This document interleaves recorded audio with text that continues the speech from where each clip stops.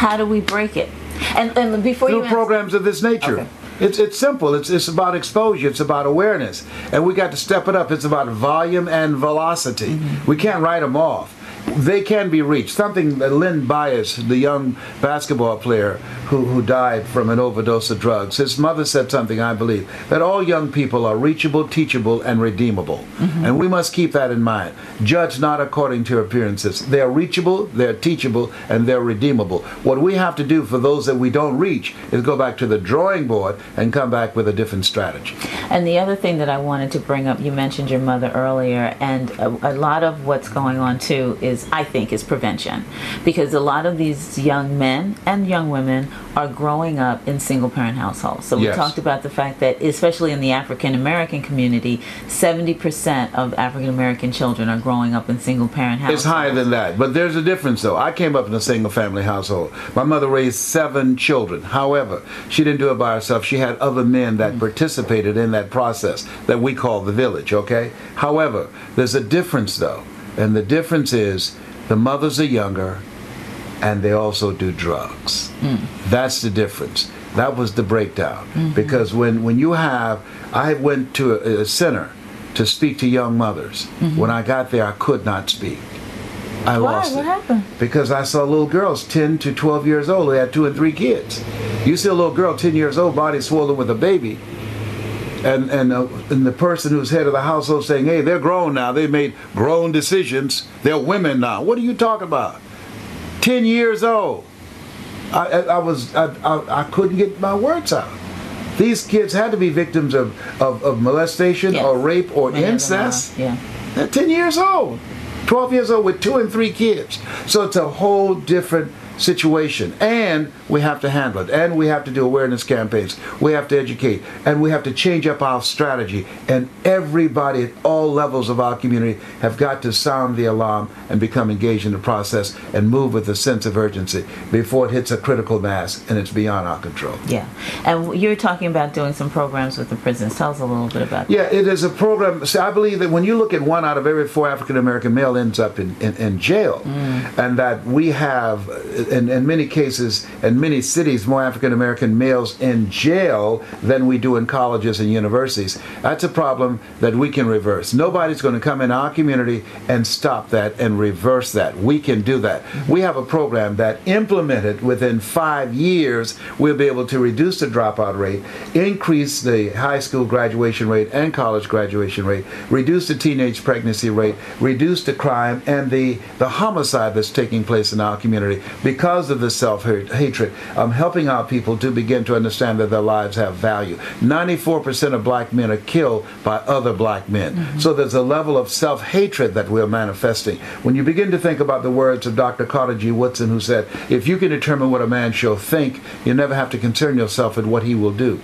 He said, if you can make a man feel inferior, you never have to compel him to seek an inferior status, for he will seek it himself. And if you can make a man feel justly an outcast, never have to order him to go to the back door. He'll go without being told. And if there's no door, his very nature will demand one. Well, this level of self-hatred, once self-hatred is put in place, it takes on a life of its own.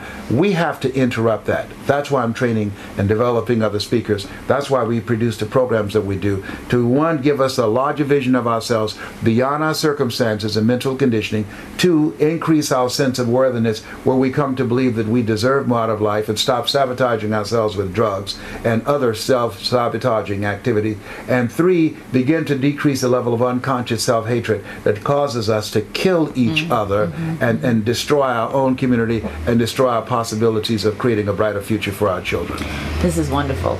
Now, these programs that you're speaking of, there are probably some people that are watching right now that's saying, look, I don't have time for a program. I'm not even sure I can eat tomorrow. My house is in foreclosure. I lost my job, or I don't have a house, or I haven't paid my rent. I was at a conference on Saturday I was telling you about, Loving Our Single Mothers in Queens, New York.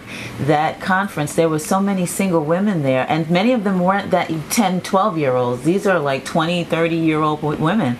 They didn't have $10. Yes. They can't feed their children. They don't know where the next dollar is going to come from. If any of them are watching today, what would you say to them to help to start to make that change in their lives? There are 3 reasons why people are stuck now.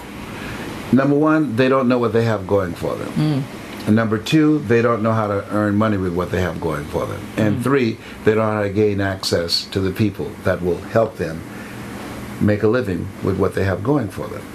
Our process is, one, you've got to develop your mindset. Two, you've got to become an effective communicator. And three, you've got to be a part of a community of achievers. All of them have relationships. You got to look at your relationships and say, hey, what are these relationships doing to me? You got to change your mindset. Why? Because your best thinking has produced the results that you have in your life. If you look at your life right now, your best thinking produced that. Now, if you want to keep on reproducing that, keep on thinking the way that you're thinking. If you want something different, then you've got to be willing to work on yourself, because you don't get in life what you want, you get in life what you are. And three, if you don't know how to communicate, and we can all learn, because all of us are born the same way, dumb, naked, and speechless. If we can learn to talk foolishness, we can also learn the language that allow you to begin to gain access to a new life. It's all teachable. It's about mindset, about strategic communication skills, and it's about being a part of a community of people that want something out of life. All of us have friends, and we have to begin to divorce ourselves from our party friends, talking about party with a purpose, all that kind of craziness, and be around people who are trying to develop themselves, who are growing themselves, who are reinventing themselves, who want something out of life. Well, people are going to say, but you, Mr. Les Brown, that's easy for you to say. You hang out with,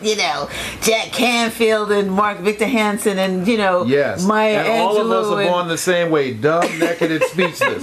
I wasn't born this way. I earned it. I created this Les Brown that you now see. I used to be Les Brown, the man about town. LB Triple P. There were none before me. There will be none after me. Therefore, that makes me the one and only, young and single and love to mingle, certified, bona fide, indubitably qualified to bring you satisfaction and a whole lot of action. I put the P in party. What you talking about?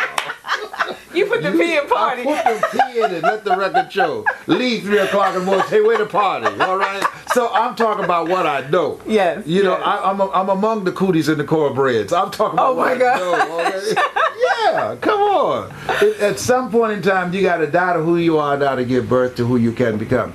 And what most people are doing is suffering from poverty of the brain, as the young lady told us. Yeah. They're suffering from poverty of their ambition, of their imagination. They've stopped growing. They're stuck. I remember a young lady in Chicago. Every time I would go to Chicago, I would see her and her husband, and they were such a beautiful couple. And then I came there to Chicago one time. He's on one side of the room, she was on the other. Oh, yes. So I said, man, why aren't you over there with your wife? He said, man, she left me because I don't have anything. And I went to her, and she said, I heard what he said. I didn't leave him because he didn't have anything. I left him because he didn't want anything. Ooh. And he didn't want to grow. Wow. He stopped growing. Wow. Suffering from arrested development. Yeah. And we have so many grown men. I'm in the airport, I see a grown man my age sagging pants below his butt with a washcloth hanging out the back pants, and his hat all crooked, and it got his earring. And he's 65 like me. Come on. Wait a minute, help me understand this. My barber cut my hair. He's 73. He ain't got no teeth, but he's sagging. You know what I mean? Got these big old pair of pants that Shaquille O'Neal could wear. Oh my goodness. And tennis shoes, looking like a clown.